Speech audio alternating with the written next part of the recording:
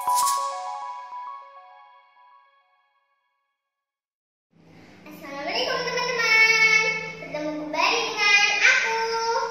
Sekarang di channel aku kali ini aku mau membahas sifat kualitatif peralatan elektrolit bersama Ibu Sri Indrawati SPD MPD.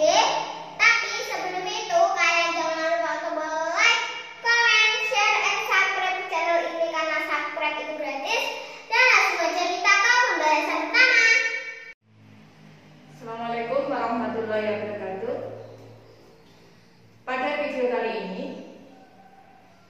kita akan membahas tentang sifat koligatif larutan elektrolit. Pada video sebelumnya sudah saya jelaskan tentang apa itu sifat koligatif larutan. Masih ingat? Sifat koligatif larutan itu apa? Sifat koligatif larutan adalah sifat yang hanya tergantung pada jumlah molekul zat terlarut. Perhatikan reaksi berikut. Ini adalah contoh larutan non-elektrolit.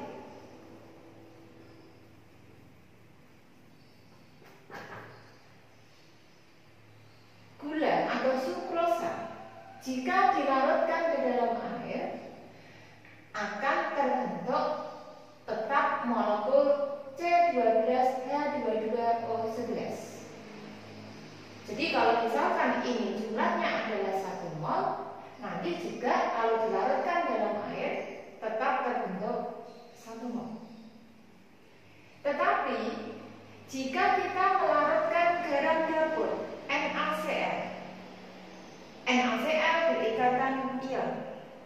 Ini adalah contoh larutan elektrolit. Larutan NaCl akan terurai atau akan terionisasi menjadi ion Na+ dan ion Cl-. Jadi misalkan ini 1 mol, maka akan terbentuk Na+ sebanyak 1 mol dan Cl- juga 1 mol. Dianggap semua NaCl ini terionisasi sempurna atau semuanya berubah menjadi ion Na+ dan Cl. Dari dua contoh ini menunjukkan bahwa larutan elektrolit mempunyai jumlah partikel yang lebih banyak dibandingkan non-elektrolit. Besarnya sifat koligatif larutan elektrolit tergantung pada harga I. I adalah faktor Van Hoek dengan rumus 1 ditambah N-1 kali alfa. N adalah jumlah ion. Untuk contoh NaCl, harga N sama dengan 2. Kemudian alfa. Alfa adalah derajat ionisasi yang mempunyai harga antara 0 sampai 1. Jadi kalau alfa 1 menunjukkan terionisasi sempurna. Oleh karena itu, jika alfa itu 1, maka harga I adalah sebesar N.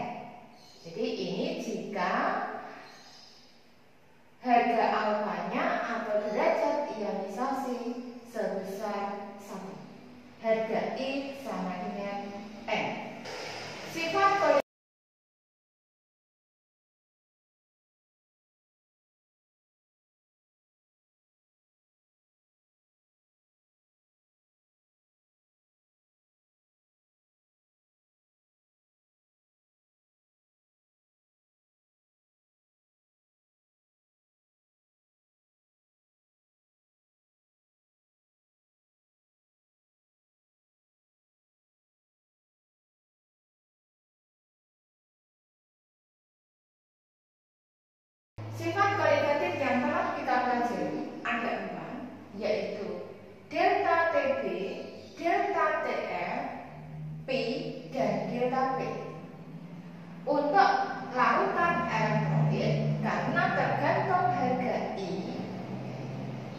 Yang membedakan elektrolit ketiga adalah zat terlarut. Oleh karena itu, rumus delta PB adalah Kb kali molaritas kemudian kali I. Untuk delta TF sama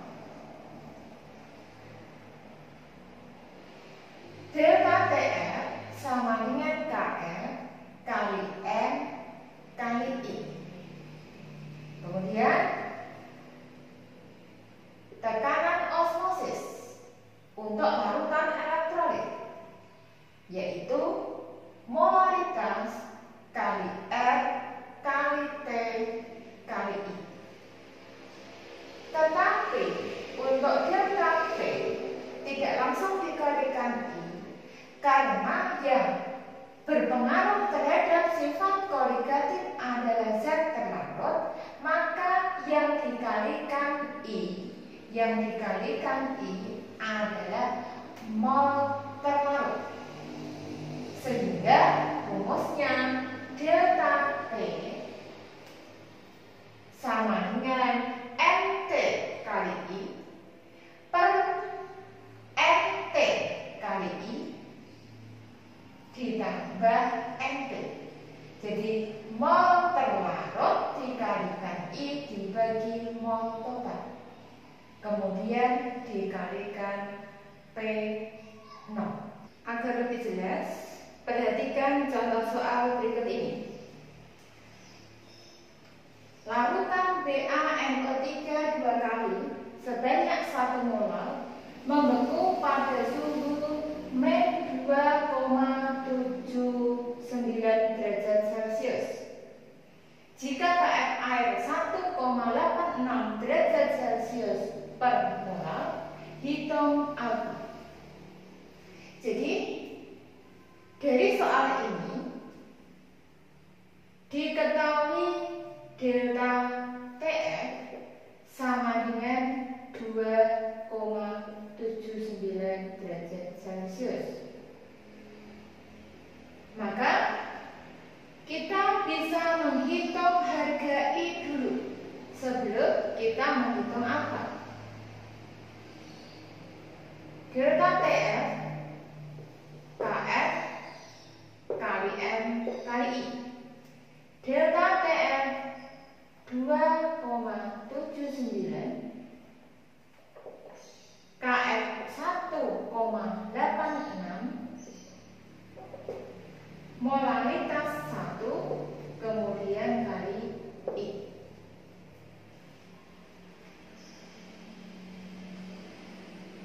Biasakan untuk menghitung tanpa kalkulator.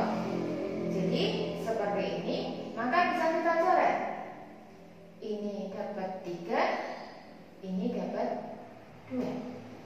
Sehingga harga I ketemu 3/2. Selanjutnya, kita bisa menghitung harga alfa dengan rumus I sama dengan 1 plus N min 1 kali alfa. I-nya 1,5 sama dengan 1 plus N. N adalah jumlah ion dari BaNO3 2 kali. Akan terionisasi menjadi Ba2+ dan 2NO3 min. Jadi terbentuk 3 ion. Sehingga rumusnya 3 min 1 kali alfa. 0,5 sama dengan 2 alfa. Sehingga alfa 0,5 dibagi 2. Jadi alfanya adalah 0,2.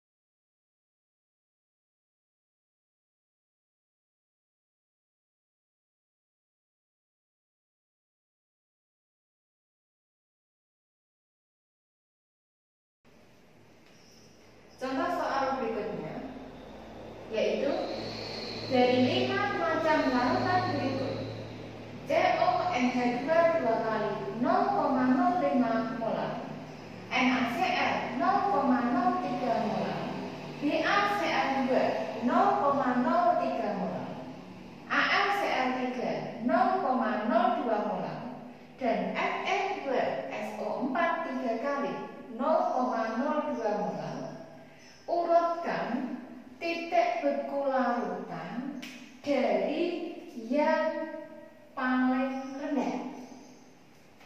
Jadi kalau titik bekunya paling rendah menunjukkan penurunan titik bekunya paling besar.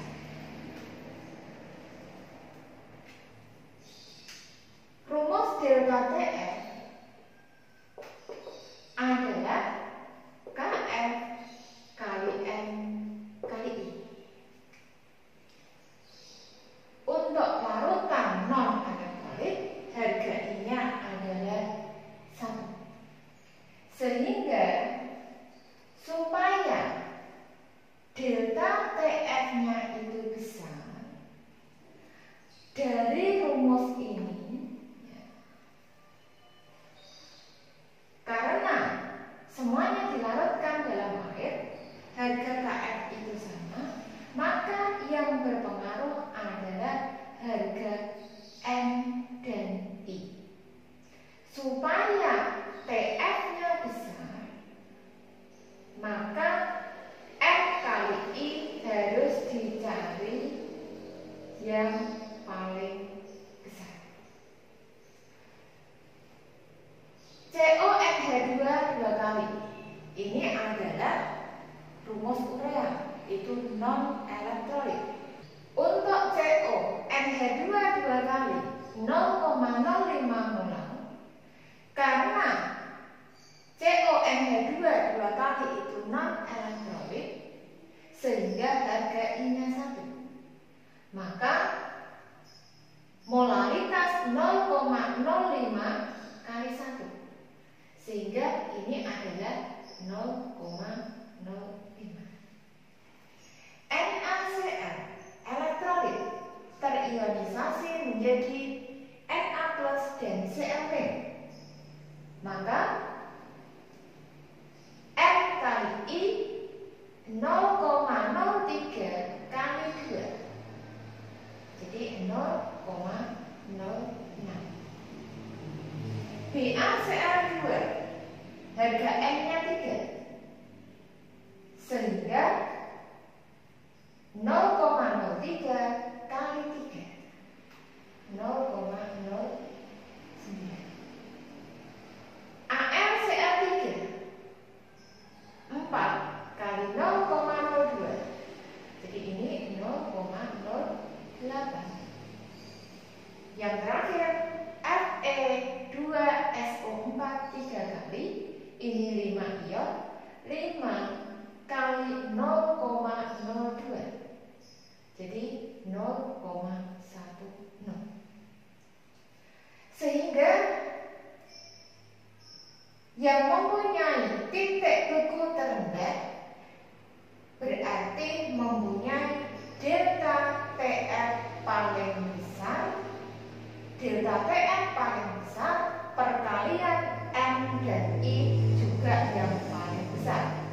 Sehingga urutannya adalah dari yang paling besar berarti Fe2SO4 3 kali 0,02 molar, kemudian BaCl2 0,03 molar, berikutnya AlCl3 0,02 molar, yang keempat NaCl 0,03 molar, dan yang terakhir atau yang titik bekunya paling tinggi adalah CONH2 2 kali.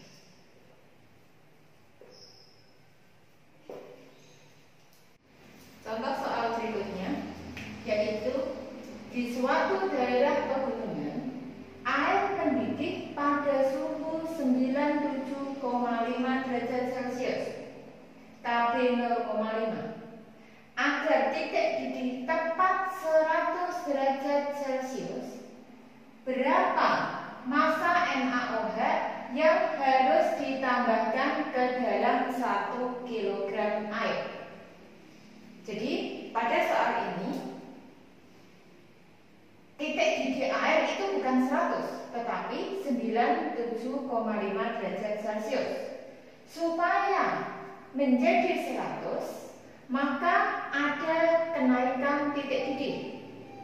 Kenaikan titik didih yang diharapkan atau delta TD adalah 100 min 97,5 derajat Celcius, sama dengan 2,5 derajat Celcius. Maka kita bisa menghitung molaritas dengan rumus delta TB sama dengan KB kali M kali I. 2,5 derajat Celcius sama dengan 0,5 derajat Celcius per mol kali molaritas kali I.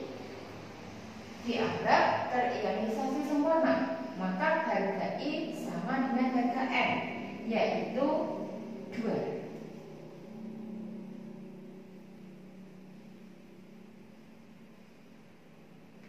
Sehingga molaritas larutan tersebut adalah 2,5 per 1. Jadi 2,5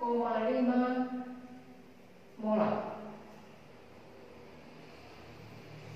Maka kita dapat menghitung massa NaOH yang ditambahkan dengan rumus molaritas sama dengan massa per ml kali 1000 per P, atau massa sama dengan molaritas 2,5 kali ml NaOH yaitu 40, kemudian kali massa air yaitu 1000 dibagi 1000, sehingga massa NaOH yang dibutuhkan 2,5 kali 40, jadi 200